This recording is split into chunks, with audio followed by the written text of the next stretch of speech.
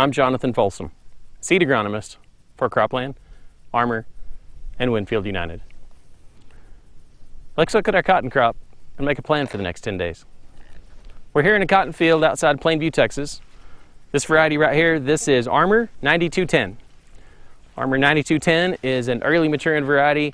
It's a little bit more vigorously aggressive growing, so we kind of call it an early to mid.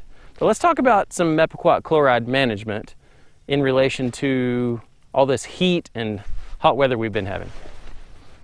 So with the 110 degree weather that we've had for the recent several days, I've had several guys ask me about, is that Mepiquat going to hurt their cotton? And I said no. I said, let's talk about that. I said, what's your water like? What's your fertility like? There's 3 factors that are important for vigorously growing cotton.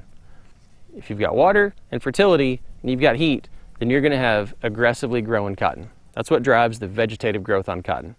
We've had plenty of hot weather. 110 degrees is plenty hot. So if you've got some rain or you built up some moisture in the soil profile or you've got good irrigation, then yeah, you're probably going to have some growth.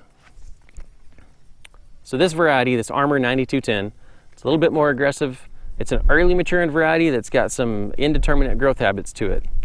So it's a great variety to talk about here. So in this situation, the grower's done a really good job of keeping his growth under control throughout this growing season. But let's talk about how do we make more cotton with the same amount of water? That's what I want to focus on. That's how I think of Mepiquat. I don't think of Mepiquat necessarily as growing managed short cotton. I think of it as how do we make a smaller plant that's going to be more water use efficient so that we don't run out of water, burn up, and throw all the fruit off on the ground and not have anything left to harvest. Well, it starts at match head square or first bloom, making sure that we've got that growth under control. Because this cotton is already has 20 squares on there. And at 20 squares, that's enough for 4 bale cotton at 45,000 plants per acre.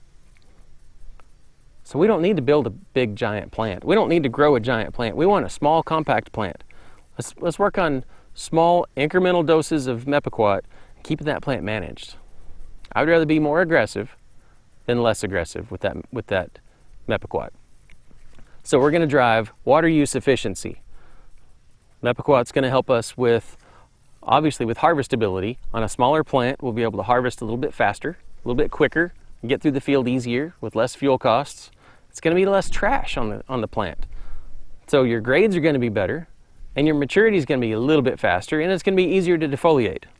So even though it's hot, and even though it's dry, I would encourage you, don't question yourself too hard on putting out that Mepiquat. Let's be a little more aggressive. Force yourself to push those plants to keep them small so we can increase our water use efficiency.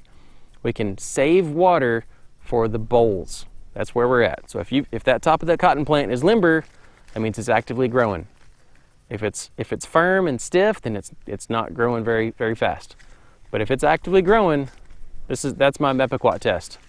If it's flimsy and floppy, let's put some Mepiquat on it. Next week, we're going to talk about fertility management on cotton. Now that we're in the bloom stage and we're setting fruit, we'll talk about fertility. So for Armor Cotton, I'm Jonathan Folsom. Thanks for watching.